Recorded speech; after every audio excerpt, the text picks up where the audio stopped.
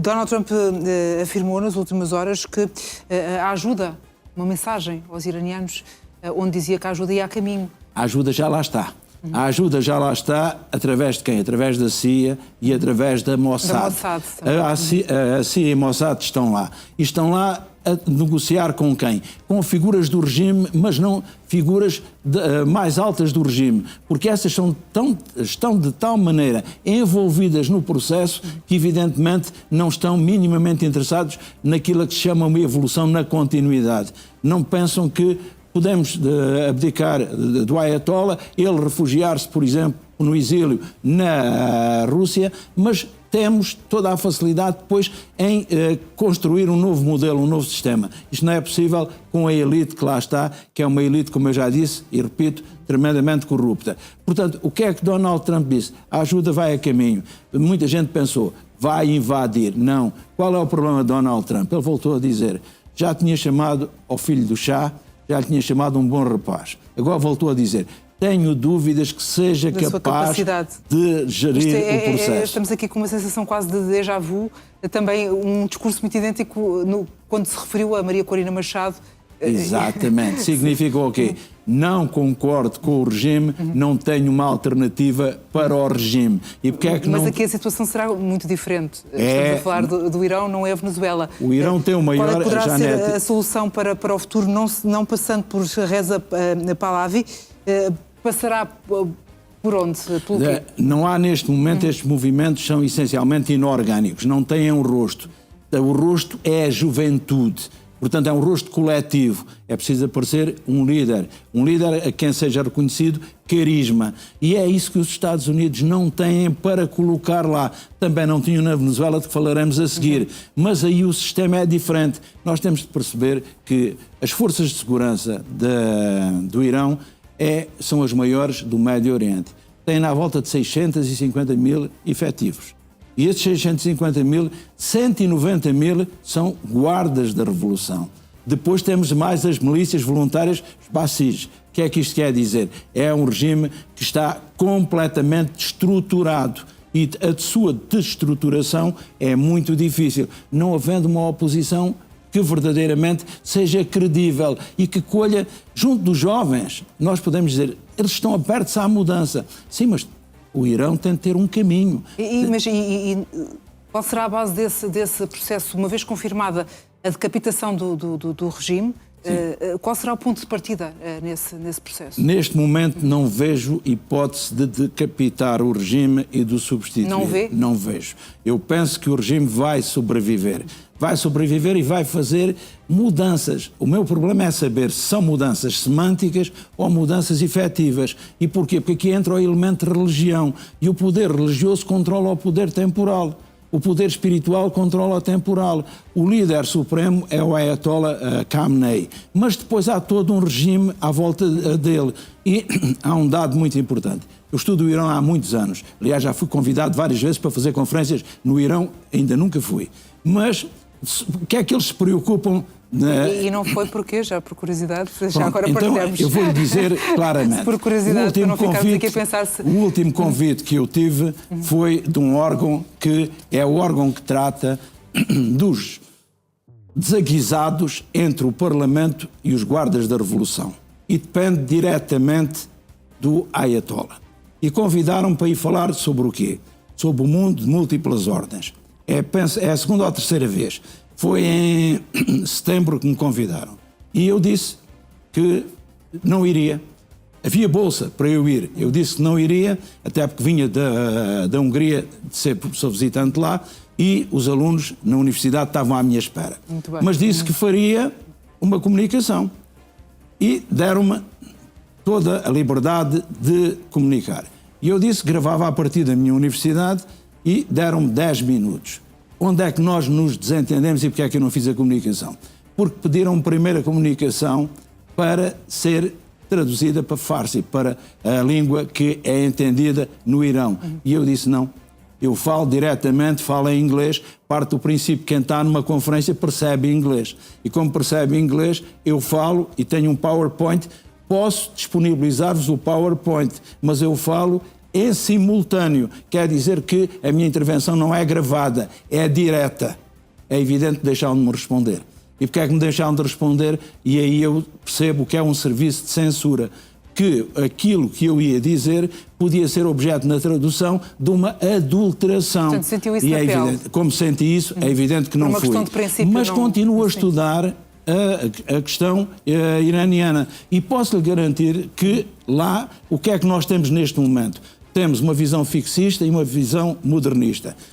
Quem é que está interessado em ouvir-me essencialmente no Irão? A visão modernista. Qual é a proposta que eu tenho para o Irão? É que eu digo que o Irão pode liderar a ordem islâmica neste mundo de múltiplas ordens. Agora só o pode liderar se abrir ao Ocidente também. Não é converter-se ao Ocidente, não é renunciar à sua e haverá fé. essa margem de abertura? O regime não se mostra tolerante. É por isso que os fixistas não estariam muito interessados em ouvir-me. Mas, repare, é um órgão fixista que me convém, que me convida. Mas a quem é que convém o meu discurso? É à visão modernista.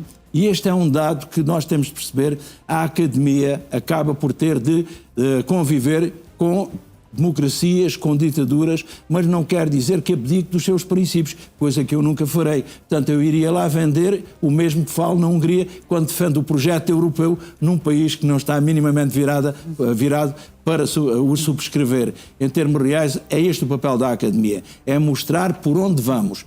Se os governos decidirem não ir, é um problema deles. A academia faz o diagnóstico e apenas alerta. É esse o nosso papel.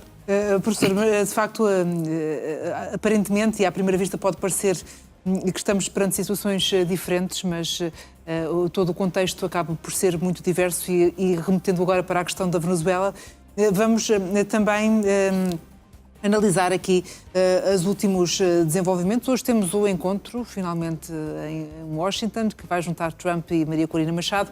Donald Trump, que já falou com a Delcy Rodrigues também, ao telefone. O que é que o professor nos traz nesse âmbito? Três elementos. Primeiro, o regime tem alguma margem de abertura, porque acabou de libertar 406 presos políticos. Nem todos serão presos políticos, mas libertou uma grande parte presos políticos. Isso é um dado positivo. Segundo, a posição de Donald Trump. Donald Trump já se autonomeou presidente interino da Venezuela. Agora falou ao telefone primeiro com Delcy Rodrigues. O que é que ele disse? Pessoa incrível. Se é uma pessoa incrível, significa que a única coisa que estava mal na Venezuela era Maduro.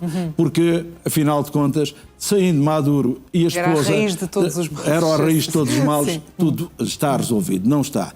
Depois, vamos perceber o terceiro elemento. Delcy Rodrigues tem um discurso a nível interno e outro a nível externo. O que é que ela diz a nível interno? O dinheiro do petróleo que os Estados Unidos vão vender, mas que é venezuelano, virá para a Venezuela. E ao vir para a Venezuela vai ser utilizado na saúde, em que nós somos altamente deficitários. Vamos fazer centros de saúde, vamos melhorar as condições de vida da população. O que é que Donald Trump disse? O dinheiro deste petróleo vai para uma conta que os Estados Unidos administrarão. Para que é que serve esta conta? Para que a Venezuela compre aos Estados Unidos produtos. Que produtos? Produtos agrícolas, também medicamentos, e aí entra o elemento de saúde, mas tudo aquilo que os Estados Unidos fornecem. E então Donald Trump disse, é uma parceria espetacular para todos. Todos nós percebemos em Donald Trump este vocabulário. Parceria é sempre espetacular. E como é espetacular, é para todos. E diz que a Venezuela está a fazer coisas que ninguém pensou. E qualquer dia vamos ter uma Venezuela como nunca ninguém imaginou. Evidentemente, o que foi feito na Venezuela foi substituir o presidente, uma presidente interina e a libertação de presos políticos. Mais nada. E há os 30 a 50 petroleiros, os barris que vão, portanto, e os barris que vão ser disponibilizados aos Estados Unidos para os colocarem no mercado internacional. Nós percebemos claramente que isto é apenas um discurso em que Maria Corina Machado é uma peça fora do puzzle. E porquê é uma peça fora do puzzle? Porque ele deixou de falar na oposição, deixou de falar na mudança de regime. Mas ela não seria peça fundamental nesse novo desenho nesse redesenho da Venezuela que tem que ser feito? Alguém que representa 90% das forças da oposição tem sempre de ser ouvida numa solução de futuro. O que é que acontece? Maria Corina Machado anda a fazer prova de vida, anda a tentar o seu seguro de afirmação política. E é por isso que ela vai hoje ser recebida. E vamos à questão outra vez do Prémio Nobel. Há uma coisa muito importante, eu já aqui disse, Prémio Nobel da Paz ou qualquer um dos outros, não se pode endossar. Portanto, ela não o pode endossar. A Academia disse claramente que ela, depois de atribuído, não pode ser revogado, transferido, partilhado. Ela pode dedicá-lo, que é uma coisa, e eu penso que é o que ela vai fazer. Pois. Dedicar. Sabe porquê? Este prémio não se revoga. Há prémios, por exemplo, a Amnistia Internacional tem um prémio que é o Prémio Embaixador da Consciência. Que é o Prémio Embaixador da Consciência. Quando alguma personalidade luta muito pelos direitos humanos, é-lhe atribuído o prémio Embaixador da Consciência. Por exemplo, Nelson Mandela recebeu este prémio. Mas este prémio pode ser revogável. Se o desempenho posterior da pessoa puser em causa aquele que foi o motivo para a atribuição, pode ser retido. E já foi tirado. Foi retirado, por exemplo, a alguém que recebeu pela luta pelos direitos humanos e depois esqueceu-se, a líder de Myanmar, de dizer que os Rohingyas estavam a ser perseguidos. O que é que acontece? A Amnistia Internacional retirou-lhe o prémio que lhe tinha atribuído. O Prémio Nobel não se retira, também não se dá. Ela pode... Portanto, não mexe, no Prémio Nobel não se mexe, nada. É atribuído e assim tem que ficar. É evidente, é definitivo, significa que traduz aquela realidade naquele momento. É por isso que é atribuída em vida, não postumamente. Sim. O que é que ela pode fazer? Dedicá-lo. Dar-lhe é uma ofensa, como eu disse. Partilhá-lo é uma impossibilidade.